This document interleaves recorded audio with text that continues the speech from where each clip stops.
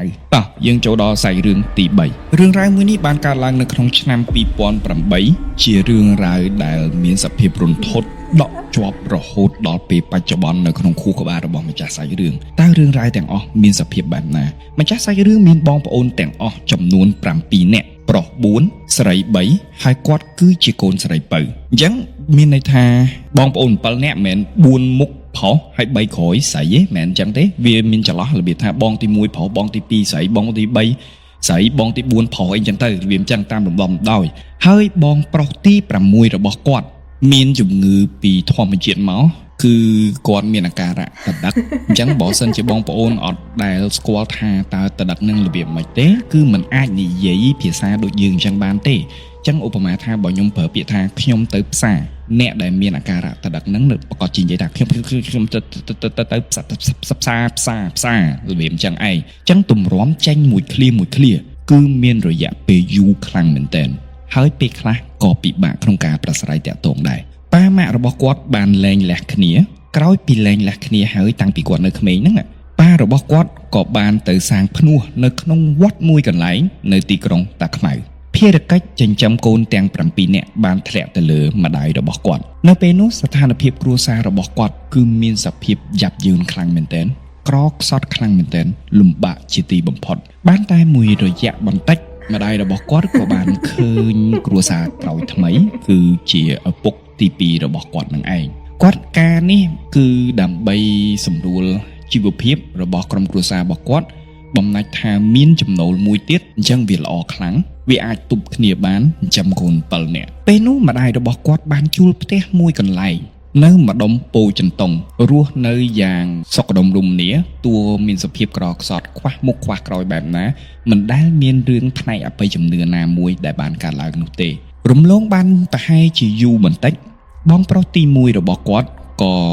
ពេញកន្លោះហើយក៏មានគ្រួសារក៏ចាក់ចែងរស់នៅខាងប្រពន្ធបាត់ទៅចំណែកឯបងស្រីទី2របស់គាត់បានបន្តិចក៏មានគ្រួសារដូចគ្នាដែរហើយក៏ចាក់ចែងដូចគ្នាពេលនោះម្ដាយរបស់គាត់មានកូនទាំងអស់5នាក់នៅក្នុងបន្ទុកនៅឡើយដែលសរុបមកគឺមានបងប្រុស3នាក់និងបងស្រីម្នាក់ព្រមទាំងគាត់ជាកូនស្រីពៅមួយរយៈក្រោយមកប៉ារបស់គាត់ប៉ាទី1ដែលបង្កើតគាត់នឹងជាប៉ាដើមនឹងដែលគាត់បួសជាព្រះសង្ឃ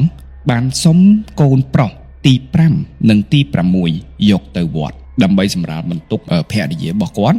ហើយឲ្យកូនគាត់នឹងបានរៀនសូត្រផងព្រមទាំងរៀនធម៌រៀនអាខ្លះទៅបំពេញចំណេះម្ដាយរបស់គាត់ក៏យល់ព្រមពីពេលនោះមកបងប្រុសគាត់ទាំង2នាក់ពោលគឺបងប្រុសទី5និងទី6ក៏វិច្ចប្រវិច្ចទៅនៅជាមួយឪពុករបស់គាត់ធ្វើជាក្មេងវត្តបម្រើការក្នុងវត្តហើយក៏ឆ្លៀតពេលរៀនសូត្រនោះឯងមួយរយៈធំទៅមុខទៀតម្ដាយរបស់គាត់រកស៊ីកាន់តែល្អឡើងចេះតែកាក់កបហៅទៅដាក់ទៅវាចេះតែត្រូវកើនចំណូលមានជីវភាពរៀងធូរធារបន្តិចស្របពេលដែលបងស្រីទី4របស់គាត់មានការងារធ្វើដែរចឹងអាចរកប្រាក់ចំណូលផ្គូផ្សំគ្នាមានឪពុកទី2គាត់ផងបងស្រីទី4របស់គាត់ផងម្ដាយរបស់គាត់រកស៊ីល្អផងវាផ្គូផ្សំគ្នាធ្វើឲ្យចំណូលរបស់គាត់មានជីវភាពធូរស្រាលជាងមុនពួកគាត់ឃើញស្ថានភាពគ្រួសារបែបនេះពួកគាត់ក៏ពិភាក្សាគ្នាថាចេះ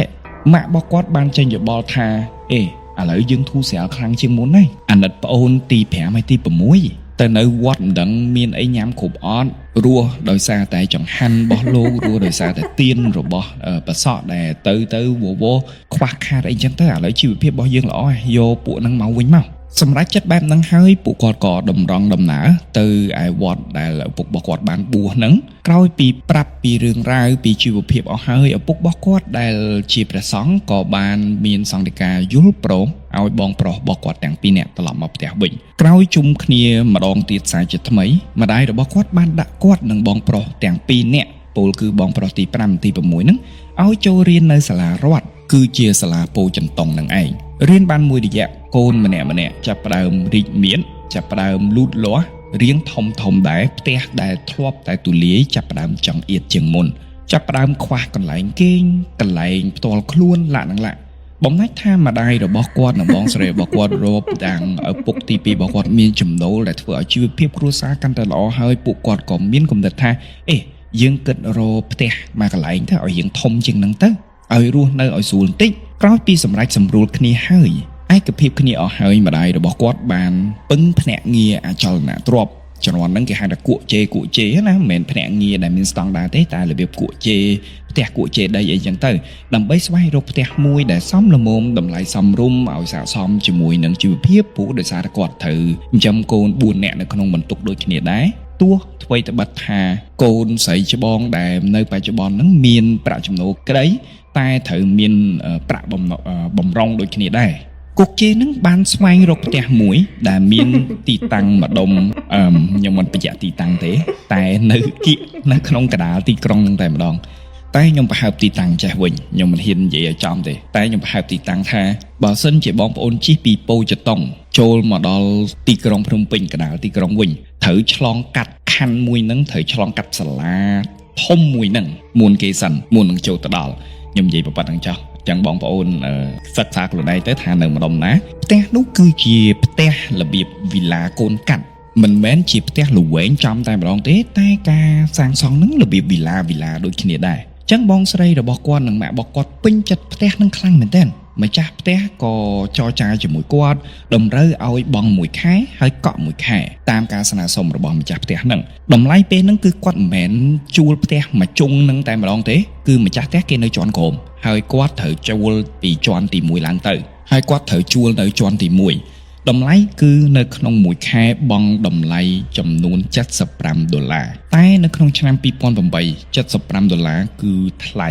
បើសិនជាយើងប្រៀបធៀបតម្លៃហ្នឹងជាមួយនឹងផ្ទះដែលគាត់ទទួលបានដែលគាត់រស់នៅហ្នឹងក៏វាស័ក្តិសមគ្នាដែរមួយតម្លៃ$75ហ្នឹងពួកគាត់មិនគិតយូរគាត់គិតថាតួថ្លៃប៉ុណ្ណាបរិយាកាសគឺល្អនៅកណ្ដាលទីប្រជុំជនមានសាលានៅជិតនឹងផងនោះគាត់ក៏សម្រេចចិត្តថាគាត់ជួលផ្ទះមួយហ្នឹងពួកគាត់ចាប់ផ្ដើមរើអីវ៉ាន់ចូលពួកគាត់ថាផ្ទះហ្នឹងគឺស្អាតមែនទែនទោះគាត់ស្ថិតនៅជាន់ទី1ក្តីតែនៅពីលើជាន់ទី1ហ្នឹងគឺមានរបៀបថា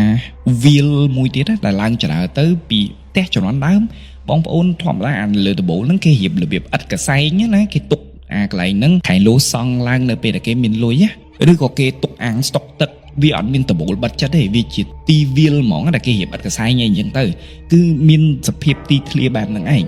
ថ្ងៃទី1ជាថ្ងៃដែលពួកគាត់រើអីវ៉ាន់ចូលមកដល់ផ្ទះនៅពេលដែលពងតែលើកអីវ៉ាន់ឡើងចរើហ្នឹងបងស្រីគាត់ស្រាប់តែឃើញមានមនុស្សម្នាក់អឺតមើលគាត់ពីលើពីជាន់របស់គាត់រស់នៅគាត់ឃើញមួយផ្លែតហ្នឹងគាត់ក៏សួរថាម៉ាក់ណាគេហ្នឹងមួយរំពេចហ្នឹងបងប្រុសទី6របស់គាត់បញ្ជាក់ម្ដងទៀតណាហើយលោកបងប្អូនភ្លេចបងប្រុសទី6និងបងប្រុសទី5របស់គាត់គឺនៅវត្តជាមួយនឹងលោកតាដែលជាឪពុករបស់គាត់បួសនៅក្នុងណាទើបតែរើមកជុំគ្នាហើយមកជួបផ្ទះមួយហ្នឹងបងប្រុសទី6របស់គាត់នេះក៏លន់មាត់ថាចេះផ្ទះហ្នឹងជាផ្ទះដែលមានមនុស្សស្លាប់3នាក់ម៉ាក់របស់គាត់ឮបែបហ្នឹងខឹងខ្លាំងមែនតើហើយប្រាប់ថាណែមិននិយាយអីផ្ដេសផ្ដាសអញ្ចឹងប្រយ័ត្នម៉ាក់វាយតើបងប្រុសទី6របស់គាត់ឃើញអ្វីហេតុអ្វីបានដឹងថាផ្ទះមួយហ្នឹងមានមនុស្សស្លាប់រហូតទៅដល់3នាក់បន្ទាប់មកពួកគាត់ក៏បញ្ជូនអីវ៉ាន់ជាបណ្ដើអញ្ចឹងទៅស្របពេលដែលរើឡើងដល់អស់ហើយពួកគាត់សង្កេតឃើញថាអញ្ចេះនៅសងខាងចណ្ដើដែលឡើងទៅជាន់របស់គាត់ហ្នឹងមានបិទបាំងដោយស័ង្កសីបងប្អូនយល់កន្លែងហ្នឹងមានតែអាចដើឡើងហ្នឹងគឺបិទស័ង្កសីពីដៃចដើរហូតដល់ពីដានគឺបិទចិត្តតែម្ដងដែលយើងឡើងចដើទៅយើងមិនអាចមើលទៅផ្ទះអ្នកចិត្តខាងបានឬក៏មើលទៅបរិយាកាសណាគឺមើលអត់បានទេគឺងងឹតស្លុបតែម្ដងគូបាំងស័ង្កសីសងខាងគឺចិត្តមើលទៅគាត់មានអារម្មណ៍ថាដូចការពារអ្វីមួយដូចវាថាខ្លាចធ្លាក់ចដើអញ្ចឹងណាឬក៏មានអ្នកណានៅដែលមិនចង់ឲ្យគេដឹងថាមានមនុស្សឡើងចុះអីចឹងក្នុងករណីហ្នឹងហើយដែលគេបាំងស័ង្កសីឲ្យចិត្តហ្នឹងតែវាក៏ហាក់ដូចជាការបិទបាំងបងប្រុសទី3របស់គាត់ក៏លន់មាត់ថាអ្នកនៅទីក្រុងគេមិនសូវរាប់ញៀទេណាសុកចិត្តបាំងស័ង្កសីអត់ឲ្យឃើញគ្នាអញ្ចឹងណាបាំងឡើងចិត្តអស់ហ្មងម៉ាក់គាត់ក៏តបថាតាប៉ុណ្្នឹងឯងអ្នកនៅទីក្រុងមិនសូវរាប់ញៀតដូចអ្នកនៅតាមជាយក្រុងឬអ្នកនៅតាមជនបទទេនៅពេលដែលចូលទៅដល់ក្នុងផ្ទះជំហានទី1ម្ចាស់សាច់រឿងបានក្រឡេកឃើញទូស្ពងមួយហើយនឹងក្រែម៉ាសាមួយដែលស្តៀងជាមួយនឹងក្រែពេទ្យគាត់ក៏លេចឃើញក្រែនឹងភ្លាមគាត់ឃើញគាត់សប្បាយចិត្តហើយរបៀបក្មេងៗឃើញរបស់ថ្មីអីអញ្ចឹងដែលទុកអីអញ្ចឹងណាអញ្ចឹងគាត់ក៏ស្ទុះរត់ហក់ឡើងទៅដេកនៅលើក្រែហ្នឹងហើយប្រាប់ថាក្រែនេះខ្ញុំយកឯណាល្មមខ្លួនតែម្ដងបងប្រុសទី1ឃើញគាត់រត់ឡើងទៅលើខែមួយហ្នឹងបងប្រុសទី6របស់គាត់ដែលទើបតែប្រាប់ថាមានមនុស្សស្លាប់3នាក់ហ្នឹងក៏លន់មាត់និយាយប្រាប់ថាខែហ្នឹងគេអូសសពចាញ់ ចុះទៅដល់ក្រុមគេប្រើក្រែមួយហ្នឹងអូយភឺក្បាលម៉ាក់របស់គាត់ក្រន់តែលឺពាក្យមួយម៉ាត់ហ្នឹងស្ដីឲ្យបងប្រុសរបស់គាត់ខ្លាំងមែនទែនខ្លាំងជាងមុនទៀតជាការស្ដីឲ្យលើកទី2បន្ទាប់មកពួកគាត់ក៏ចាប់ផ្ដើមរៀបចំអីវ៉ាន់នៅក្នុងផ្ទះពួកគាត់បោសផ្ទះបដាចាប់ផ្ដើមមង្គលអីវ៉ាន់បោសពីមុខរហូតដល់ក្រោយបោសបដារហូតដល់ប្រទះឃើញរបស់មួយយ៉ាងរបស់នោះគឺជាខ្សែអំបោះពណ៌សមួយដុំចងជាប់នឹងសសរនៅក្នុងផ្ទះខាងមុខនិងចង្រឹងបង្អួចបានន័យថាចង្រឹងបង្អួចក៏ចងសសរនៅពីមុខផ្ទះក៏ចងដែរម្ដាយរបស់គាត់ក៏ឃើញដែរមិនពិចារណាច្រើនថាជាអំបោះបែបណាហាក់ដូចជាមិនជឿទៅលើរឿងអបិយជំនឿផងគាត់ក៏ទាញក្បិតមកកាត់ផ្ដាច់អំបោះពណ៌សហ្នឹងក្នុងចិត្តរបស់គាត់ក៏គិតថាអំបោះស្អីមកចង់ទៅពីទៅពីហ្នឹងឬក៏គាត់អាចគិតថាចងចឹងបើក្មេងៗឃើញនាំតែខ្លាចទេកាត់ចោលបណ្ដោយទៅដែលជារឿងបណ្ដាលចិត្តដែលធ្វើឲ្យគាត់កាត់អំបោះហ្នឹងបងប្រុសរបស់គាត់ទី6ហ្នឹងគាត់ឃើញចឹងស្រែកកាត់ម្ដាយរបស់គាត់ហើយចេះម៉ាក់គុំកាត់ខ្សែមួយហ្នឹងខ្សែហ្នឹងលោកតាអ្នកចងទេលើកនេះម្ដាយរបស់គាត់បែរមកគាត់ខឹងខ្លាំងខឹងទប់លែងជាប់ផ្ទះបងប្រុសគាត់ចំនួន 3-4 ដៃមួយទំហឹងហើយគំរាមទៀតថា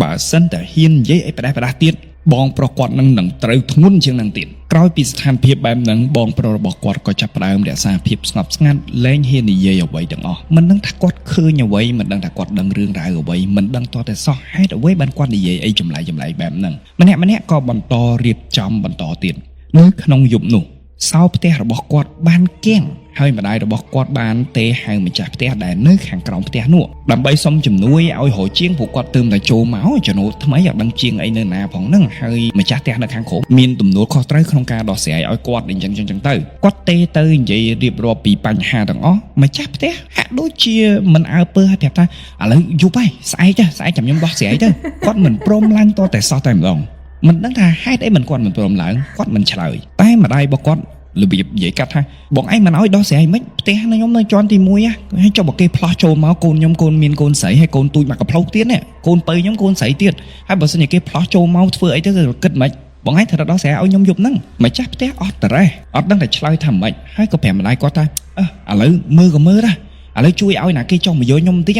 ណែពេលនោះម្នាក់ក៏អត់មានចម្ងល់អីក៏អត់មានឆ្ងល់អត់មានចិត្តអីមួយដកថាទេហើយគាត់នៅផ្ទះខ្លួនឯងសោះឡើងមកមើលមកវាថៃចាំបាច់ឲ្យមានណាគេចុះទៅយកអត់មានណាគេឆ្ងល់ម្ដាយរបស់គាត់ក៏បញ្ជាឲ្យបងប្រុសរបស់គាត់ចុះទៅយកម្ចាស់ផ្ទះដើម្បីឲ្យគាត់មកធ្វើសោកគាំងហ្នឹងបន្ទាប់ពីទៅយកហើយម្ចាស់ផ្ទះបានដោះស្រាយបញ្ហាសោកគាំងរួចហើយក៏សុំពឹងឲ្យបងប្រុសរបស់គាត់ជូនគាត់ចុះត្រឡប់ទៅវិញត្រង់ចំណុចហ្នឹងម្ដាយរបស់គាត់ក៏អត់មានចម្ងល់អីដែរគាត់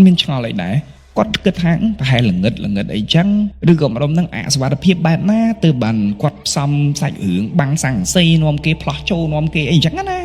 ចឹងក្នុងការនេះគាត់អត់មានចម្ងល់អ្វីទាំងអស់រំលងបានប្រហែលជា2ថ្ងៃម៉ាក់របស់គាត់ដោយសារតែមានជីវភាពល្អមិនដាក់កូនពៅ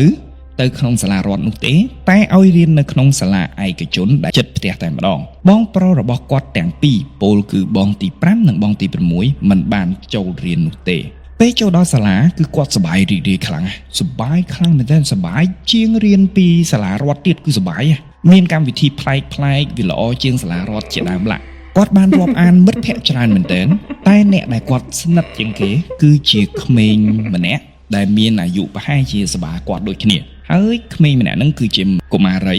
និយាយត្រូវគ្នាខ្លាំងណាស់នៅពេលចេញលេងគាត់តែងតែលេងតែ2នាក់ជុំគ្នារបៀបថាទៅណាលេងជាមួយណាគេក៏ដោយត្រូវតែមាន2នាក់ហ្នឹងទៅជាមួយគ្នាទៅញ៉ាំអីក៏ទៅញ៉ាំជុំគ្នាទិញអីក៏ទិញជុំគ្នាធ្វើអ្វីក៏ធ្វើជុំគ្នារហូតដល់ល្ងាចឡើងបងប្រុសរបស់គាត់បានជិះកង់មកយកគាត់ត្រឡប់ទៅផ្ទះវិញរំលងពីនឹងបាន 2-3 ថ្ងៃទៀតរឿងហេតុមួយក៏បានកើតឡើងគាត់ប្រាប់តែចេះជើងរបស់គាត់ពាក់ស្បែកជើងជាប់រហូតនៅក្នុងផ្ទះមិនមានអ្វីមុតគាត់មិនបានដើរទៅជន់អ្វីឲ្យមានរបួសជើងអត់មានញ៉ាំអីខុសគឺអត់តតែសោះតែសុកជើងរបស់គាត់ប្រែជាហើមខ្លាំងមែនទែនដោយមិនដឹងមូលហេតុស្របពេលដែលគាត់ឈឺជើងហ្នឹងនៅក្នុងផ្ទះរបស់គាត់ចាប់ផ្ដើមមានរឿងប្លែកកើតឡើងដែលមិនសមមានន័យថាធ្លាប់តែរស់នៅដោយសុខដុមរមនាតែរាប់ចាប់ពីគាត់ឈឺជើងហ្នឹងម្ដាយរបស់គាត់បងស្រីរបស់គាត់និងប៉ាក្រោយរបស់គាត់នោះឆ្លោះគ្នាមិនចេះចប់ឆ្លោះគ្នារឿងតូចតាចក៏ខ្លាចទៅជារឿងធំរឿងមិនត្រូវជាឆ្លោះក៏ខ្លាចទៅជាជម្លោះ នៅថ្ងៃទី5នៃការចូលរៀនរបស់គាត់ក៏ជាពេលវេលាដែលគាត់មិនទាន់ជាសះស្បើយពីជើងរបស់គាត់ដែរប៉ុន្តែជំងឺរបស់គាត់ការហើមជើងរបស់គាត់ហ្នឹងកាន់តែធ្វើទុកខ្លាំងឡើងស្របពេលដែលរៀបចេញពីរៀនហ្នឹងក៏មានភ្លៀងធ្លាក់ខ្លាំងមែនទែននៅល្ងាចនោះគាត់មិនមានជំរឿសគាត់ក៏អង្គុយចាំបងគាត់ជាមួយនឹងមិត្តភ័ក្តិដែលទើបតែរាប់អានគ្នាហ្នឹងអង្គុយនៅមុខសាលារហូតដល់រាំងភ្លៀងទៅបានបងប្រុសគាត់ជិះកង់មកដល់មកទទួលគាត់ត្រឡប់ទៅផ្ទះវិញគាត់បានឡើងកង់ទាំងពីរបាក់ជិះកង់បណ្ដារហូតដល់ផ្ទះបងប្រុសរបស់គាត់ចាប់អារម្មណ៍ថាមានមនុស្សម្នាក់ជិះកង់ក្រោយតាមគាត់ពីក្រោយក៏លេងមើលទៅក៏ឃើញថាមានកុមារីម្នាក់គាត់ក៏តាំងចិត្តសួរប្អូនរបស់គាត់ថាអូនឯងស្គាល់ក្មេងស្រីនោះអត់ពួកម៉ែអូនឯងមែនប្អូនរបស់គាត់ជាម្ចាស់សាច់រឿងក៏បានប្រាប់ថាអូមិត្តភក្តិខ្ញុំតាហើយជិះតាមពីក្រោយទៅអីមកដល់ផ្ទះដល់ចំណុចនេះគាត់បន្តជិះហើយគាត់បក់ដៃរបៀបបាយដាក់មិត្តភក្តិគាត់អីអញ្ចឹងណារហូតមកដល់មុខផ្ទះឈប់កង់មិត្តភក្តិរបស់គាត់គ្រាន់តែឃើញផ្ទះនឹងភ្លាមបត់កង់មួយទំហឹងថយក្រោយតែម្ដងអត់មានចាំយូរគាត់ឆ្ងល់មែនតើហើយខំជីពីណាពីណីជីមកតាមក្រោយរហូតដល់ហ្នឹងហើយរឿងអីគ្រាន់តែមកឈប់និយាយគ្នាលាគ្នាមួយម៉ាត់ក៏មិនបានរត់ចោលគ្នាអញ្ចឹងតែម្ដងប្រហែលបញ្ញាប់ទៅផ្ទះខ្លាចម៉ាក់ស្ដីឲ្យដឹងអ្វីក៏ប្រតិបត្តិការទៅតាមធម្មតាញ៉ាំបាយល្ងាចឪពុកម្ដាយរបស់គាត់ក៏នៅតែឆ្លោះគ្នាជាមួយបងស្រីជាដើមលុះស្អែកឡើងជើងរបស់គាត់ឈឺកាន់តែខ្លាំងជាងមុនទៀតនៅពេលដែលទៅដល់សាលារៀនគាត់បានជួបមិត្តភក្តិរបស់គាត់នឹងមិនទាន់បានតាំងសួរផងព្រោះគាត់តាំងចិត្តថាជួបគាត់នឹងសួរថាល្ងាចមិញជូនឯងទៅដល់ទេព្រមលាឯងមួយម៉ាត់ហើយមិនក៏បកកង់ទៅក្រោយម៉េះមិនទាន់បានហើបមាត់សួរសំណួរនឹងផងគ្រាន់តែជួបមុខភ្លាមមិត្តភក្តិគាត់ហាកាត់សួរគាត់តែម្ដងសួរថាចេះណែមិត្តភក្តិឯងនឹងរស់នៅផ្ទះហ្នឹងមែនគាត់ថាហ្នឹងហើយផ្ទះហ្នឹងផ្ទះខ្ញុំនៅមិត្តភក្តិរបស់គាត់ក៏បានឆ្លើយថាបើសិនជាឯងនិយាយមិត្តភក្តិឯងកុំខឹងណាគាត់ក៏បានឆ្លើយថាមកនិយាយមកមិនវិធីមិនគ្រាន់តែឃើញផ្ទះហ្នឹងក៏រត់ចោលគ្នាអញ្ចឹងមិត្តភក្តិរបស់គាត់ថាផ្ទះហ្នឹងមុនហ្នឹងមានមនុស្សស្លាប់រហូតដល់ចំនួន3នាក់ពលគឺប្រុស2ហើយស្រី1ហើយសិតតែជាជនជាតិចិនទៀតគ្រាន់តែឮប៉ុណ្្នឹងសំឡេងរបស់បងប្រុសរបស់គាត់ជាបងប្រុសទី6ដែលប្រាប់ម៉ាក់គាត់តាំងពីដំបូងថាផ្ទះហ្នឹងមានមនុស្សស្លាប់3នាក់ណាដោយវាចាក់ផ្សាយម្ដងទៀតលោតសំឡេងម្ដងទៀតនៅក្នុងខួរក្បាលរបស់គាត់ស្របពេលដែលមិត្តភក្តិគាត់និយាយវាដូចគ្នាខ្លាំងពេកពេលដែលឮមិត្តភក្តិគាត់និយាយបែបហ្នឹងគាត់ភ្ញាក់ខ្លាំងមែនទែនសួរថាហើយមិនក៏ដឹងថាកន្លែងហ្នឹងផ្ទះហ្នឹងមានមនុស្សស្លាប់ហើយដឹងមកពីណាមិត្តភក្តិរបស់គាត់ក៏ប្រាប់ថាមិនក៏មិនដឹងបើមិត្តភក្តិគាត់អ្នកនៅម្ដុំហ្នឹងណាគេក៏ដឹងដែរអ្នកនៅម្ដុំហ្នឹងណាគេក៏ដឹងគ្រប់គ្នាដែរតែបញ្ហាថាស្លាប់ដោយសារអីគឺអត់ដឹងច្បាស់ទេអត់មានអ្នកគេដឹងច្បាស់ទេដឹងតែមានមនុស្សស្លាប់ទាំងអស់ចំនួន3នាក់ក្រោយពីការសន្ទនាមួយហ្នឹងហើយពួកគាត់ក៏បន្តរៀនសូត្រតែម្ចាស់សាច់រឿងចាប់ផ្ដើមមានការថ្នាក់ចិត្តមួយទំហឹងហើយមានអារម្មណ៍មិនស្រួលនៅក្នុងចិត្តមានអារម្មណ៍មិនធម្មតាហើយលុះចេញពីរៀនគាត់ក៏ចាំបងគាត់មកទទួលដោយរាល់ដងតាមផ្លូវត្រឡប់ទៅផ្ទះវិញគាត់ក៏បានបងប្រាប់បងប្រុសតាមដំណើរសាច់រឿងដែលមិត្តភក្តិរបស់គាត់ហ្នឹងបាននិយាយគ្នាបណ្ដាគាត់បានបកស្រាយចប់ហើយបងប្រុសរបស់គាត់ក៏បាននិយាយថាអញ្ចឹងតាទើបបានគាត់ចេះតែឃើញគាត់និយាយមួយម៉ាត់ប៉ុណ្ណឹងគាត់អត់បាននិយាយថាឃើញស្អីគាត់អត់បាននិយាយថាបទពិសោធន៍របស់គាត់ស្អីទេអត់មាននិយាយទេគាត់ថាអញ្ចឹងតាទើបបានគាត់ចេះតែឃើញម្ចាស់សាច់រឿងមានគម្រោងថាចេះពេលទៅដល់ផ្ទះគាត់នឹងប្រាប់ម្ដាយគាត់ពីដំណើរសាច់រឿងនៅអ្វីដែលមិត្តភក្តិរបស់គាត់បានប្រាប់នឹងឯងប៉ុន្តែនៅពេលដែលគាត់បានមកដល់ផ្ទះគាត់ឃើញម៉ាក់គាត់កំពុងតែនិយាយទូរស័ព្ទឆ្លោះគ្នាខ្លាំងមែនទែនជាមួយនឹងមិត្តភក្តិរបស់គាត់ឆ្លោះគ្នារកខុសត្រូវរហូតដល់របៀបថាហ៊ាននិយាយអញ្ចឹងបើខ្លាំងស្បត់ខ្លាំងនិយាយតទល់គ្នារបៀបឆ្លោះគ្នាខ្លាំងហ្មងគាត់ដើរទៅចិត្តម៉ាក់របស់គាត់រោប្រាប់ម្ដាយរបស់គាត់តែម្ដាយរបស់គាត់ស្រែកឆ្លោះគ្នាកាត់ទៅស្រែកខ្លាំងទៅបងប្អូនយល់មនុស្សឆ្លោះគ្នានិយាយតាមទូរស័ព្ទគឺស្រែកអត់មានគិតថាផ្ទុះទូរស័ព្ទអត់ទេគឺស្រែកយកឈ្នះរៀងខ្លួនណាឆ្លោះមិនឆ្អែតទេម្ដាយរបស់គាត់បានប្រាប់ប្តីគាត់ថាអញ្ចេះ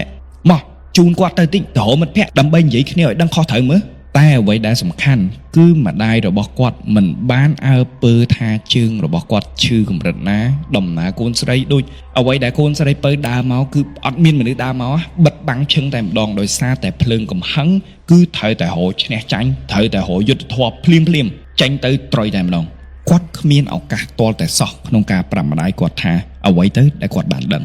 តើនេះជាការបង្វៀងពីអមនុស្សឬក៏យ៉ាងណា យើងអត់ដឹងថ្ងៃនោះជើងរបស់គាត់ហើមកាន់តែខ្លាំងទៅខ្លាំងជាងថ្ងៃមុនគាត់ថាបើសិនជាថ្ងៃមុនគាត់ថាគាត់ឈឺ10ដងនឹងឈឺ1000ហ្មងគឺឈឺខ្លាំងមែនទែនដើរស្ទើរតែអត់រួចមេឃកាន់តែត្រជាក់ជើងគាត់កាន់តែឈឺមេឃបន្តតែធ្លាក់សើមអាកាសធាតុកាន់តែត្រជាក់ទៅភ្លៀងធ្លាក់មិនឈប់ទាល់តែសោះយប់ឡើងបងប្រុសរបស់គាត់ទាំង3នាក់បានឡើងទៅងូតទឹកភ្លៀងនៅលើដំបូលផ្ទះហើយក៏បបួលគ្នាឡើងទៅដែរប៉ុន្តែដោយសារតែជើងរបស់គាត់ឈឺខ្លាំងពេកគាត់ឡើងចរាអត់រួចទេឡើងទៅមួយជាន់ទៀតអត់រួចទេខ្លាចល្អិលផងខ្លាចអីផងគាត់ក៏គ្មានជំរឿសក៏គេងនៅក្នុងបន្ទប់ម្នាក់ឯងនេះគឺជាហេតុការណ៍ដែលស្ដែងបំផុតដែលកើតឡើងចំពោះគាត់ស្របពេលដែលគាត់នៅក្នុងបន្ទប់ម្នាក់ឯងជាហេតុការណ៍លើកទី1ដែលធ្វើឲ្យគាត់ដឹងថាលើលោកនេះពិតជាមានខ្មោចមែនក្រោយពីគាត់សម្លឹងឃើញបងប្រុសទាំង3នាក់ឡើងទៅដល់ជាន់ខាងលើហើយគាត់បានរំកិលខ្លួនដើរទាំងជើងឈឺដើរប៉ាក់ពើកតម្រង់ទៅគ្រែគេងរបស់គាត់នៅចុងជើងគ្រែរបស់គាត់គឺមានទូតាំងមួយដែលម្ដាយគាត់ទិញឲ្យគាត់ទូនោះគឺមានកញ្ចក់ល្មមមកឆ្លោះខ្លួនឯងឃើញពាក់កណ្ដាលខ្លួនណាបើសិនជាឈរទៅគឺឃើញពាក់កណ្ដាលខ្លួនវាធំល្មមដែរតែទីតាំងកញ្ចក់ហ្នឹងគឺឆ្លោះជាមួយនឹងពេលដែលគាត់គេងនឹងឯងគាត់បានរំកិលខ្លួនឡើងនៅលើគ្រែហើយផ្ដេកខ្លួនតាមសម្រួលដោយដាក់ក្បាលនៅលើខ្នើយនៅពេលដែលគាត់បានដាក់ក្បាលនៅលើខ្នើយគាត់ក៏ងាកទៅមើលកញ្ចក់អូយព្រឺតើអ្វីទៅដែលគាត់បានឃើញនៅក្នុងកញ្ចក់នោះអ្វីដែលគាត់ឃើញនៅពេលដែលគាត់ដាក់ក្បាលដល់នោះមើលទៅកញ្ចក់ឆ្លោះមកគាត់អ្វីដែលគាត់ឃើញគឺមានមនុស្សស្រីម្នាក់សក់ខ្លីអង្គុយបែរខ្នងពីលើក្បាលរបស់គាត់អារបៀបអង្គុយពីលើក្បាលតែបែរខ្នងមកក្បាលរបស់គាត់គឺបែបហ្នឹងឯងគាត់ឃើញចឹងគាត់ស្លុតខ្លាំងមែនទែនគាត់បានងាកមើលពីលើក្បាលរបស់គាត់អត់មានឃើញអ្វីទាំងអស់គាត់បានងាកមើលទៅកញ្ចក់តែឃើញមនុស្សស្រីម្នាក់ហ្នឹងឆ្លោះពីគេអូយព្រឺបាហូមខ្លាំងគាត់ឃើញម្នាក់ស្រីហ្នឹងក្នុងកញ្ចក់គាត់ងាកទៅមើលលើម្ដងទៀតអត់មានមនុស្សទាំងអស់មើលទៅក្នុងកញ្ចក់ឃើញនៅហ្នឹងទៀតគាត់ងាកចុះងាកឡើងក្នុងកញ្ចក់ឃើញនៅលើក្បាលគឺមិនមានមនុស្សតតែសោះគាត់ស្លុតខ្លាំងពេកកាំងដៃកាំងជើងគម្រោកអត់រួចស្លុតបាក់ស្មារតីអានេះបានន័យថាបាក់ស្បាតតែម្ដងគាត់ប្រឹងបិទភ្នែកអត់ចង់ឃើញទៀតទេទាំងញ័រខ្លួនដូចសត្វត្រូវទឹកចឹងបានតែបន្តិចបងប្រុសរបស់គាត់បានចុះត្រឡប់មកវិញគាត់បើកភ្នែកក៏លែងឃើញមនុស្សស្រីម្នាក់នោះនៅក្នុងកញ្ចក់ទៀតអារម្មណ៍របស់គាត់ក៏បានធូរស្រាលគាត់ឮបងប្រុសរបស់គាត់ជជែកគ្នាដោយគាត់ចាប់ពាក្យថាចេះទុកសារ៉ាងនឹងឲ្យម៉ាក់មើលគាត់ឮបងប្រុសជជែកគ្នាបែបហ្នឹងគាត់ក៏ឆ្ងល់ថាចេះ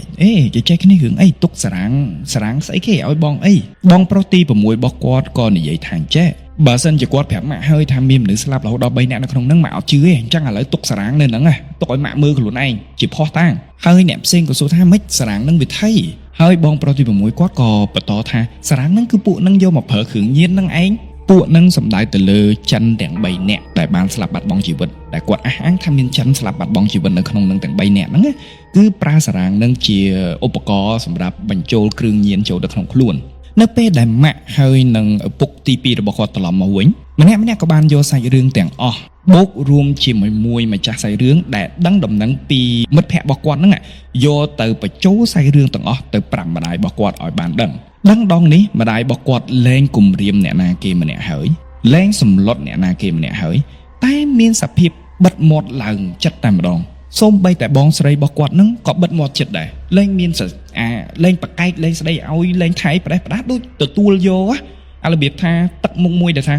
មិនជួបតែខ្ញុំផងហ្នឹងអ្នកផ្សេងជួបដែរគឺទឹកមុខបែបហ្នឹងឯងបងស្រីរបស់គាត់បាននិយាយថាអូអញ្ចឹងតាំងពីនៅផ្ទះនឹងចេះតែមានអារម្មណ៍ចម្លែកចេះតែមានគេមើលឬក៏ចេះតែមានអារម្មណ៍ថាមានគេលួចដើរតាមចេះតែមានអារម្មណ៍ថាក្តៅក្រហាយ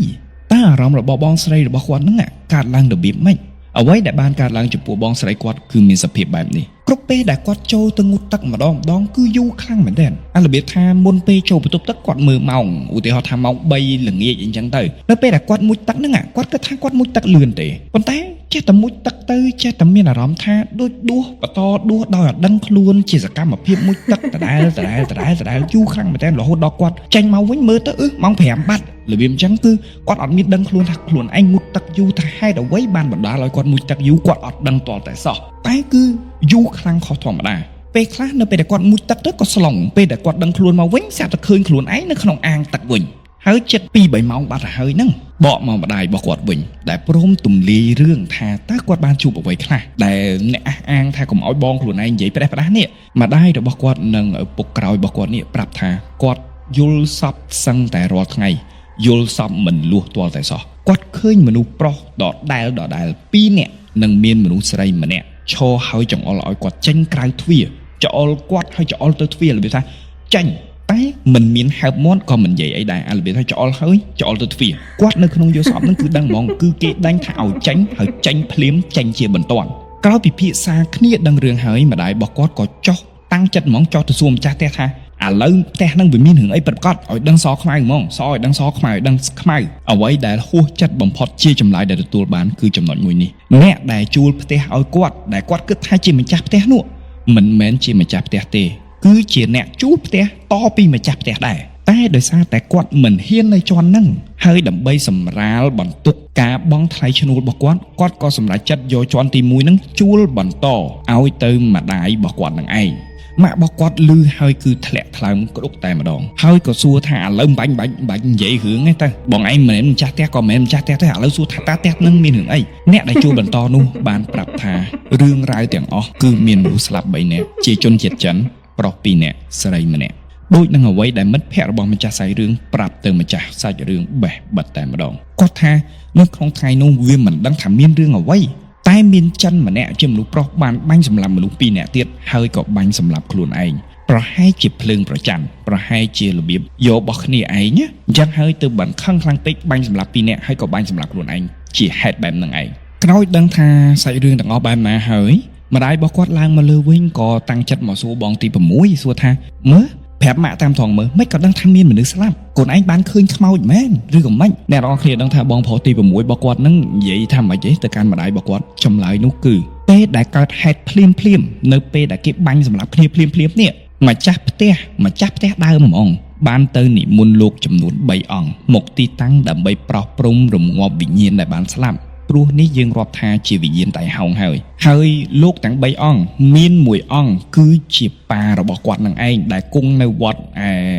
ទីក្រុងតាខ្មៅហ្នឹងណាគឺ1អង្គនៅក្នុងនឹងឯងពេលនោះបដិជគុណដែលជាឪពុកបានឲ្យបងទី5ទៅជាមួយនឹងគាត់តែបងទី5របស់គាត់នេះខ្លាចខ្លាំងពេកអត់ហ៊ានទៅអញ្ចឹងហើយទៅបងទី6ហ្នឹងទៅជំនួសមកដល់ទីតាំងផ្ទះនេះតែម្ដងគាត់បានឃើញគ្រប់សកម្មភាពស្ដែងរាប់ចាប់តាំងពីសាកសពដែលដេកដួលនៅក្នុងថ្លុកឈាមរហូតដល់ការសែងសពចុះរហូតដល់ខាងក្រោមហើយគាត់ឃើញឪពុករបស់គាត់ដែលជាបដិជគុណហ្នឹងបានយកខ្សែសីមាទៅចងនឹងតសហើយនឹងចម្រឹងបង្អួចនឹងឯងដោយយកកំបោរទៅគូសគ្រប់ទិសនៅក្នុងផ្ទះហ្នឹងមកដល់ចំណុចនេះអ្នកនៅក្នុងផ្ទះទាំងអស់មិនដឹងថានៅក្នុងផ្ទះហ្នឹងត្រូវបានគូសកំបោរនោះទេគឺអត់បានឃើញទេនៅពេលដែលដឹងថារឿងហ្នឹងអស់ហើយម្ដាយរបស់គាត់ដូចមិនសូវជឿចង់ដឹងថាទៅវាពិតប៉ុណ្ណាម្ដាយរបស់គាត់ក៏បបួលសមាជិកក្នុងផ្ទះទាំងអស់មកដើរតាមថារបៀបថាមើលកូនឯងថាបដិជគុណទៅគូសកំបោរឥឡូវគូសកន្លែងណាខ្លះប្រាប់មើលបងប្រុសទី6ក៏ច្អល់ថាគូកន្លែងនោះក៏លោកកន្លែងនោះអញ្ចឹងសមាជិកបានទៅដល់ទីតាំងដែលបងប្រុសគាត់ច្អល់ហ្នឹងបើកមើលពិតជាមានកំបោរពិតប្រាកដមែនពេលនោះហើយដែលបងស្រីរបស់គាត់ប្រាប់ម៉ាក់ថាម៉ាក់រើចេញហើយរើចេញឥឡូវកុំស្ដាយលុយម្ដាយរបស់គាត់នៅតែស្ដាយលុយហើយគាត់ក៏គិតថាឥឡូវកុំរើចេញចិត្តតិចសិនទៅឥឡូវចេះទៅយើងគិតថានិមន្តព្រះសង្ឃមកសូត្របដិញសិនទៅឬក៏មកសូត្ររងាប់វិញ្ញាណនៅក្នុងហ្នឹងសិនទៅបងស្រីរបស់គាត់ក៏ឯកភាពបន្ទាប់ពីម្ដាយរបស់គាត់បាននិមន្តព្រះសង្ឃ2អង្គនិងអាចារ្យម្នាក់មកសូត្រនៅក្នុងផ្ទះហ្នឹងហើយម្ដាយរបស់គាត់បានទូលពីរឿងលំអិតដែលកើតឡើងនៅក្នុងផ្ទះហ្នឹងទៅកាន់ព្រះសង្ឃទាំង2អង្គអ្វីដែលចម្លែកគឺព្រះសង្ឃទាំង2អង្គរៀបចំពិធីទាំងមូលគឺអត់ដល់1ម៉ោងគឺសូត្របញ្ញាប់សូត្រកាត់គ្រាន់សូត្រឲ្យភ្លាមប្រចចេញទៅបាត់និមន្តចេញទៅបាត់ទាំងអាចារ្យទាំងព្រះសង្ឃគឺនិមន្តចេញទៅបាត់មិនដឹងថាព្រះសង្ឃបានឃើញអ្វីគឺមិនដឹងតែសូត្រលឿនមែនតើហើយរត់ចេញលឿនមែនតើចាក់ចេញទាំងសភាពតក់ក្រហល់រួចរាល់ពីកម្មវិធីហើយម្ដាយរបស់គាត់គិតថាប្រហែលលេងអីហើយសូត្រហើយប្រោះព្រំទឹកមុនអីហើយអស់ហើយអញ្ចឹងយប់នោះដឹងតែគេងធម្មតាហើយនៅក្នុងយប់នោះម្ដាយរបស់គាត់និងឪពុកទី2របស់គាត់ហ្នឹងសុកទាញកូនប្រុសទាំងអស់ហ្នឹងរត់ចេញមកគេងខាងក្រៅជុំគ្នាដោយទុកគាត់ហើយនឹងបងស្រីរបស់គាត់ហ្នឹងនៅគេងនៅក្នុងបន្ទប់តែ2នាក់សំណួរសួរថាតើមានរឿងអ្វី ព្រឹកឡើងគាត់ងើបមកគាត់ឃើញបាត់មនុស្សទៅណាអស់ហើយចេញមកក្រៅមិនក៏ឃើញគេងជុំគ្នាអញ្ចឹងគាត់ក៏សួរបងប្រុសរបស់គាត់ថាមិនមកគេងមកអញ្ចឹងនៅខាងក្រៅហ្នឹងមិនក៏មិនព្រមហៅពួកខ្ញុំមកគេងផងបងប្រុសទី6របស់គាត់បានប្រាប់ថាយប់មិញហ្នឹងគាត់បានឃើញមនុស្ស2នាក់ឈរពីលើក្បាលម្នាក់ឈរពីលើក្បាលរបស់ប្អូនម្ចាស់សាច់រឿងហើយម្នាក់ទៀតគឺឈរពីលើក្បាលបងស្រីនឹងឯងបងប្រុសរបស់គាត់ភ័យខ្លាំងពេកកេះប៉ារបស់គាត់ប៉ាទី2របស់គាត់ហើយកេះទាំងម៉ាក់របស់គាត់នឹងកេះទាំងអស់ហ្នឹងម្នាក់ឃើញដូចគ្នាបេះបិទឃើញអញ្ចឹងហើយទៅម្ដាយឪពុករបស់គាត់ហ្នឹងបានអូសដៃកូនទាំងអស់ឲ្យគេងចេញទៅគេងជុំគ្នាដោយទុក2នាក់ហ្នឹងនៅក្នុងបន្ទប់បងស្រីរបស់គាត់ដឹងរឿងហ្នឹងហើយគឺខឹងខ្លាំងមែនទែនខ្ញុំក៏ខ្ញុំខឹងដែររឿងអីមិនព្រមដាស់ឲ្យចាញ់ទាំងអស់គ្នានេះលៀបថាមានទុករត់ចោលហើយនេះខឹងម៉ាក់គាត់ខ្លាំងមែនទែនហើយឲ្យរើចេញពីផ្ទះហ្នឹងជាបន្ទាន់កុំស្ដាយលុយតែម៉ាក់របស់គាត់នៅតែមិនព្រមចេញនៅតែក្រាញលនីដោយសារតែស្ដាយលុយនឹងឯងឃើញសភាពបែបនេះបងស្រីរបស់គាត់ខឹងមែនទែនហើយមានចំនួនខ្លាំងមែនទែនហើយប្រាប់ថាបើមិនរើចេញទេខ្ញុំមិននៅផ្ទះហ្នឹងទេខ្ញុំទៅនៅផ្ទះមិត្តភក្តិខ្ញុំក៏បានដែរត្រឹមចំណុចនេះបងស្រីរបស់គាត់ក៏រត់យកកៅអៅរបស់គាត់រត់ចេញទៅផ្ទះមិត្តភក្តិរបស់គាត់មែនយប់នោះបងស្រីរបស់គាត់មិនត្រឡប់មកផ្ទះទេចំណែកឯជើងរបស់គាត់កាន់តែហើមខ្លាំងទៅហើមធំបងប្អូនដែរឃើញនៅលើ Facebook បងប្អូនមួយចំនួនគាត់មានជំងឺហើមជើងហើមធំឡើងចង់ប៉ិនជើងតម្រៃជើងរបស់គាត់គឺមានសភាពហើមធំបែបហ្នឹងឯងបងប្រុសទី3របស់គាត់ក៏ឲ្យយោបល់ថាអញ្ចេះឥឡូវចេះទៅនិមន្តលោកពុកទៅដែលជាបដិជគុងនៅវត្តតាខ្មៅដែលគាត់បានឃើញរឿងហេតុហ្នឹងដែលបានចងដែលបានគូក្បោហ្នឹងនិមន្តលោកមកដើម្បីឲ្យចងខ្សែសមាម្ដងទៀតខៃលោស្ងប់ស្ងាត់ដំបងម៉ាក់របស់គាត់មិនព្រមទេព្រោះពួកគាត់បានបែកគ្នាលែងលះគ្នាហើយមិនដែរជួបមុខគ្នាទេហើយម្ដាយរបស់គាត់ក៏មិនចង់ជួបប៉ារបស់គាត់ដែរតែដោយសារតែសាច់រឿងក្នុងផ្ទះហ្នឹងវាកាន់តែក្តៅទៅដោយមិនមានជំរឿម្ដាយរបស់គាត់ក៏តាំងចិត្តទៅនិមន្តបដិជគុណដែលជាឪពុកដែលជាអតីតប្តីហ្នឹងឲ្យមកធ្វើពិធីនៅក្នុងផ្ទះម្ដងទៀតថ្ងៃបន្ទាប់បានមកដល់បដិជគុណបាននិមន្តបានមកដល់មែនបដិជគុណគ្រាន់តែប្រទះឃើញផ្ទះហើយគឺគាត់ញាក់ខ្លាំងមែនតើហើយលន់មាត់ទៅស្ដីឲ្យទៅបងទី6របស់គាត់ថាហើយមិនបាននៅលើផ្ទះហ្នឹងគ្រាន់ដឹងដែរគ្រាន់មកមួយអាត្មាតែមិនក៏នៅតែនៅផ្ទះហ្នឹងបងប្រុសទី6របស់គាត់ក៏បានរៀបរាប់ពីដំណើរសាច់រឿងថាតើមានរឿងអីខ្លះកើតឡើងហេតុអ្វីបានពួកគាត់មិនអាចរើចេញបានឡាក់រៀបរាប់រឿងដំណើរទាំងអស់បណ្ដាជគុណបានដឹងអស់ហើយបានត្រាស់ដឹងអស់ហើយនៅដើមហេតុនៅបញ្ហាទាំងអស់ហើយក៏ងាកទៅញោមស្រីដែលជាអតីតប្រពន្ធហ្នឹងលោកមានសង្ឃដីកាថារើចេញ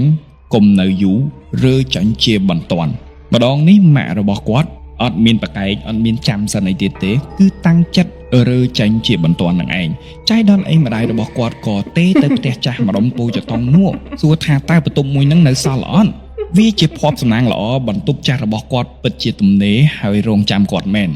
នៅព្រឹកដែលពួកគាត់ចាប់ផ្ដើមរៀបអីវ៉ាន់ដើម្បីមកផ្ទះទីតាំងនៅឯពូចតុងហ្នឹងកំពុងតែរៀបបដើម្ដាយរបស់គាត់ក៏ចូលបន្ទប់ទឹកស្របពេលដែលម្ដាយរបស់គាត់ចូលបន្ទប់ទឹកហ្នឹងម្ចាស់សាច់រឿងគឺមិនដឹងទាល់តែសោះថាម្ដាយរបស់ខ្លួនឯងបានដើរទៅបន្ទប់ទឹកស្របពេលហ្នឹងគាត់ក៏ចាប់ផ្ដើមរៀងចង់បត់ជើងតូចគាត់មិនហ៊ានទៅបន្ទប់ទឹកម្នាក់ឯងនោះទេគាត់ក៏ហៅបងទី6របស់គាត់ថាបងជួយជូនខ្ញុំទៅបន្ទប់ទឹកតិចមកខ្ញុំខ្លាចខ្ញុំអត់ហ៊ានទៅទេបងទី6គាត់ក៏ប្រាប់ថាកុំខ្លាចទៅដើរទៅម៉ាក់នៅក្នុងបន្ទប់ទឹកទេគោះទ្វារគាត់ទៅហើយឲ្យគាត់ចាំទៅវាបានហើយមានម៉ាក់តានៅនោះគាត់ឮបែបហ្នឹងគាត់ក៏ដើរទៅដល់បន្ទប់ទឹកគាត់បានគោះទ្វារហៅម្ដាយគាត់គោះកាន់តែខ្លាំងទៅប៉ុន្តែម្ដាយរបស់គាត់មិនមានចម្លើយឆ្លើយតបជាមួយគាត់ទាល់តែសោះហាក់ដូចជាបន្ទប់ទឹកហ្នឹងមិនមានមនុស្សនោះឡើយក៏ដូចជាបន្ទប់ទឹកហ្នឹងត្រូវបានចាក់សោកំពុងតែគោះកំពុងតែស្រែកហៅម្ដាយគាត់ស្រាប់តែមានហេតុការណ៍មួយកើតឡើងជាហេតុការណ៍ដែលគាត់ចងចាំមិនភ្លេចអស់មួយជីវិតសំឡេងមនុស្សស្រីម្នាក់សំឡេងច្បាស់មែនទែនមកខ្សឹបដាក់ទៅជាគាត់អារបៀបធ្ងោផុតពីធ្ងោហើយក៏សើចជាសំឡេងមួយហ្នឹងគាត់ភ័យខ្លាំងមែនទែនបន្តសើចបន្តធ្ងោបន្តសើចបន្តធ្ងោគាត់ភ័យខ្លាំងគាត់ទប់លែងជាប់គាត់រត់ទាំងជើងឈឺចេញមកខាងក្រៅរៀកនោមដាក់ខោស្របពេលនោះម្ដាយរបស់គាត់បានចេញពីបន្ទប់ទឹកឃើញទឹកនោមពេញឥដ្ឋដើរតម្រង់មកកាន់គាត់រត់ទាញអំបោះវាយគាត់បងរបស់គាត់ទី6នេះក៏បានថាម៉ាក់កុំអាវាយស្ដាប់សិនថាមានរឿងអីកើតឡើងគាត់ក៏បានរៀបរាប់ទៅប្រាប់ម្ដាយគាត់ថាមានសំឡេងអ្វីដែលចូលដល់ត្រចៀករបស់គាត់តើមានរឿងរ៉ាវអ្វីដែលគាត់បានជួបប្រទះម្ដាយរបស់គាត់ក៏រងាប់អារម្មណ៍ហើយប្រាប់ថា យើងទៅចុះមកដល់ខាងក្រោមនៅផ្ទះនៅចិត្តនឹងចៃដន្យអីក៏មានសំណង់មួយដែលកំពុងតែសាងសង់តែសាងសង់មិនទាន់រួចមេការរបស់សំណង់មួយហ្នឹងឃើញគេរើផ្ទះចេញបែបហ្នឹងក៏ដើរមកសួរម្ដាយរបស់គាត់ថាបងឯងជួបរឿងអីមែនទើបមិនរើចេញអញ្ចឹងម្ដាយរបស់គាត់ក៏សួរថាមិនសួរខ្ញុំអញ្ចឹងប្អូនឯងដឹងរឿងអីហ៎មេការនោះក៏ឆ្លើយប្រាប់ថាបងហើយនៅម្ដុំហ្នឹងអ្នកណាក៏ដឹងដែរ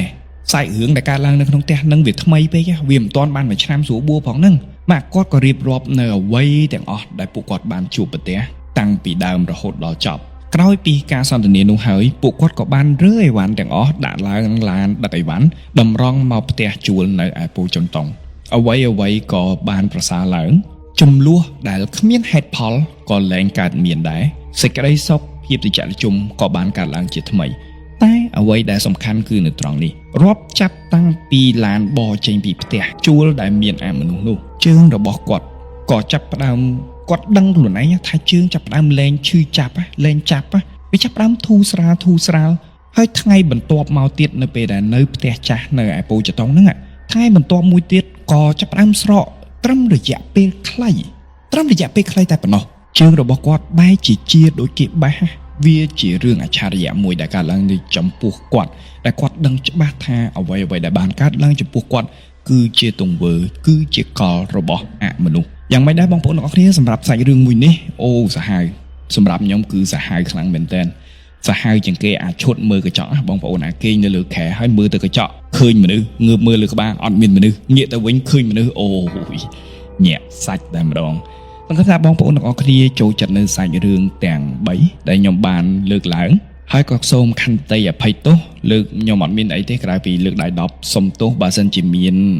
ពាក្យពេចន៍មួយណាឬក៏មានសម្ដីសម្ដៅមួយណាឬក៏មានកំហុសឆ្គងមួយណាដែលខ្ញុំបានបង្កឡើងនៅក្នុងដំណើរសាច់រឿងទាំងមូលដោយមិនដឹងខ្លួនក៏សូមខន្តីអភ័យទោសផងហើយអរគុណមែនតើដដែលអរគុណសម្រាប់ការគាំទ្រនំប៉័ងហោះឥឡូវនេះនៅពេលនេះនំប៉័ងហោះគឺចាប់ផ្ដើមចាញ់ catering ហើយបានតែពួកយើងទទួលកម្មវិធីមិនថាកម្មវិធីតូចឬកម្មវិធីធំទេពួកយើងមាននំប៉័ង mini cute មែនតើសម្រាប់បម្រើជូនអតិថិជនសម្រាប់បម្រើជូនភ្ញៀវដែលគាត់ចង់បាននំប៉័ងហោះទៅកាន់កម្មវិធីមិនថាកម្មវិធីបុណ្យមិនថាកម្មវិធីផ្កាឬក៏កម្មវិធីមួយណាទេពួកយើងអាចទទួលបានអរគុណសម្រាប់ការគាំទ្រតាំងពីដើមរហូតដល់ចប់ចំពោះកម្មវិធីជាអ្វីរាល់សាច់រឿងដែលបងប្អូនមានហើយបងប្អូនចង់ចែករំលែកមកកម្មវិធីជាអ្វីសូមផ្ញើសាច់រឿងរបស់បងប្អូនទាំងអស់ទៅកាន់កម្មវិធីជាអ្វីតាមរយៈ Facebook Page តែដដែលរាល់សាច់រឿងដែលបងប្អូនចែករំលែកខ្ញុំពិតជាសង្ឃឹមយ៉ាងមុតមមថាបងប្អូនមិនបានចែករំលែកទៅកន្លែងផ្សេងទេហើយបើសិនជាបងប្អូនបានចែករំលែកទៅបង channel ផ្សេងហើយក៏អរគុណដែរមិនចាំបាច់ចែករំលែកមកខ្ញុំទេនិយាយចឹងហ្មងទៅឲ្យសួរស្ដាប់ខ្ញុំអត់ដឹងថាប្រើពាក្យមិនឲ្យស្រួលស្ដាប់ជាងហ្នឹងទេសូមក្រានរំលឹកបងប្អូនទាំងអស់គ្នាថាវីរៈកងពលរបស់យើងដែលបានចាប់ខ្លួនទាំងប្រមាណ10នាក់ទៅកាន់ប្រទេសថៃនៅពេលបច្ចុប្បន្ននេះមិនទាន់បានដោះលែងនៅឡើយទេមិនដឹងសុខទុក្ខពួកគាត់យ៉ាងណាទេរយៈពេល40ជាងថ្ងៃហើយដែលបានរំលងផុត50ជាងថ្ងៃហើយមិនដឹងថាបងប្អូនកំពុងស្ដាប់នេះនៅក្នុងគណៈមួយណាទេតែចង់បញ្ជាក់ថាវាយូរពេកហើយសង្ឃឹមថាទោះពេលវេលាយូរប៉ុណ្ណាបងប្អូនត្រូវចងចាំទុកថ្ងៃ1ខែសីហាឆ្នាំ2025គឺជារឿងរ៉ាវដ៏រន្ធត់ដែលបានកើតឡើងជារឿងរ៉ាវដែលដកជាប់នៅក្នុងខួរក្បាលខ្ញុំមកដល់ពេលបច្ចុប្បន្នហើយខ្ញុំសង្ឃឹមថាវាគឺជាព្រឹត្តិការណ៍ដែលដកជាប់នៅក្នុងអារម្មណ៍របស់បងប្អូនដែលជាសារដាស់តឿនជូនទៅបងប្អូនថាតើទង្វើឈ្លានពាននិងអសិលធម៌ទាំងឡាយដែលបានបង្កឡើងដោយភាគីម្ខាងទៀតមកកាន់ប្រទេសកម្ពុជាមានសភាពបែបណាតើបងប្អូនជ្រើសរើសធ្វើបែបណាសំណួរមួយនេះទុកឲ្យបងប្អូនជាអ្នកឆ្លើយដដែលសូមជូនបុណ្យកុសលទាំងឡាយដែលខ្ញុំបានសាងពីការចូលបុណ្យពីការធ្វើបុណ្យនៅវត្តការប្រគេនចង្ហាន់ឬក៏ឧបករណ៍ប្រើប្រាស់មួយចំនួនទៅដល់ព្រះសង្ឃទាំងឡាយដែលកកើតជាអំណាចបុណ្យខ្ញុំសូមជូនបុណ្យទាំងអស់ទៅដល់បងប្អូនទាំងអស់គ្នាសូមបងប្អូនទាំងអស់គ្នាចម្រើនដោយបុណ្យដែលខ្ញុំបានកសាងនេះផងចុះហើយក៏សូមជូនពរឲ្យបងប្អូនទាំងអស់ធ្វើដំណើរទីចិត្តទីឆ្ងាយជួបតែមនុស្សល្អៗជួបតែសុខសុវត្ថិភាពប្រកបរបរទទួលទានប្រចាំថ្ងៃចេះតែរីកចម្រើនឡើងមានរឿងល្អៗកើតឡើងជាហូរហែមានរឿងអច្ឆរិយៈកើតឡើងជាហូរហែដែលបង្កជាលទ្ធផលវិជ្ជមាននៅក្នុងជីវិតរបស់បងប្អូនទាំងអស់គ្នាពេលនេះខ្ញុំបាទវិទូសូមអរគុណនិងសូមជម្រាបលាយើងជួបគ្នានៅអេពីសូតក្រោយទៀត